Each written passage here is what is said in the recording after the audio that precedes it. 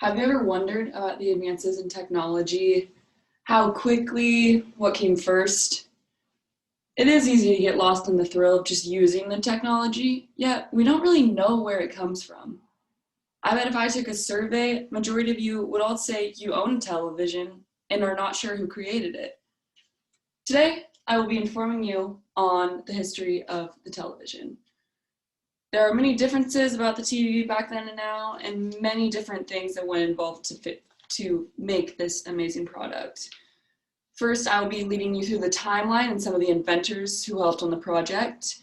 Next, I will tell you about the different shapes of the television. And finally, I will show how popular the TV really is. Now, I'd like to take you back to the 1920s. Think of how people dressed, how things were, and now try and imagine what it was like when the TV was invented. I will now bring you through the timeline to conduct this booming product. Although we cannot imagine a world without the television, being only college students, the process of developing the television began way before our births in the 1920s. We may also place credit on one person when big inventions are made, such as the TV, yet author Mary Bellis has to say that the television was not invented by a single inventor. Instead, many people working together and alone over the years contributed to the evolution of the television.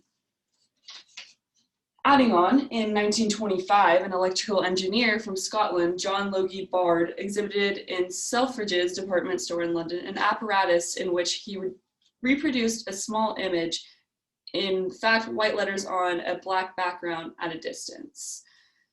This was important because it was something small, very small to us, yet it was huge back then and really showed the improvements of the working television and how it would work in the future.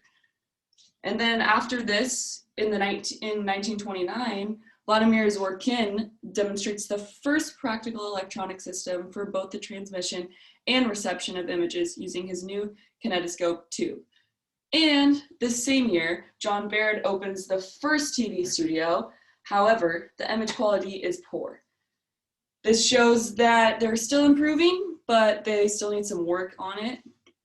And then in the 1936, it showed that the television was finally taking off, and worldwide there were about 200 television sets in use.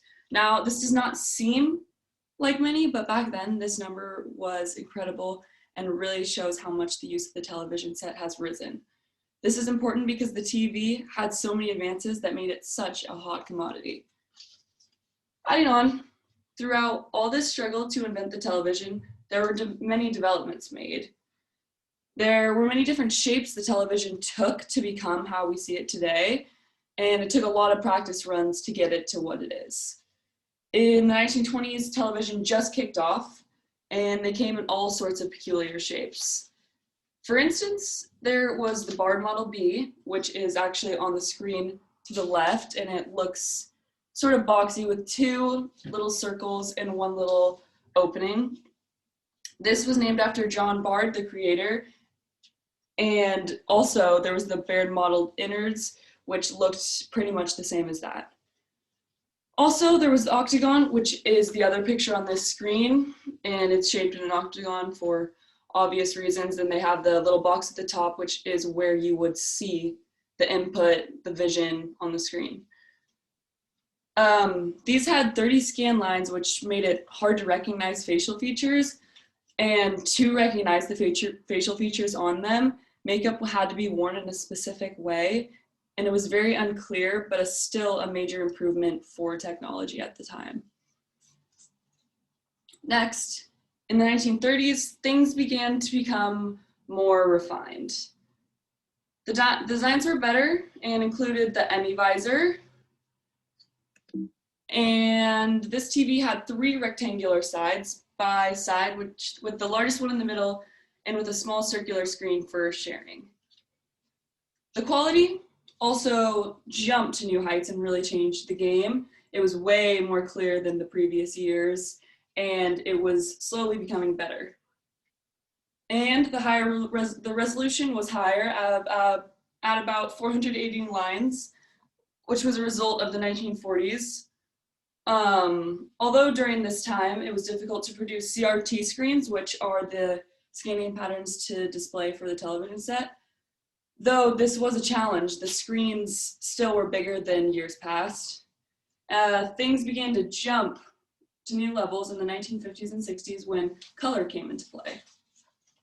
In the 1950s, color TVs were not sold as frequently, and it was hard to get your hands on one because it was so new and new in the time, so people were jumping to get at them, but there just was not very many because it was a harder process that they had just learned.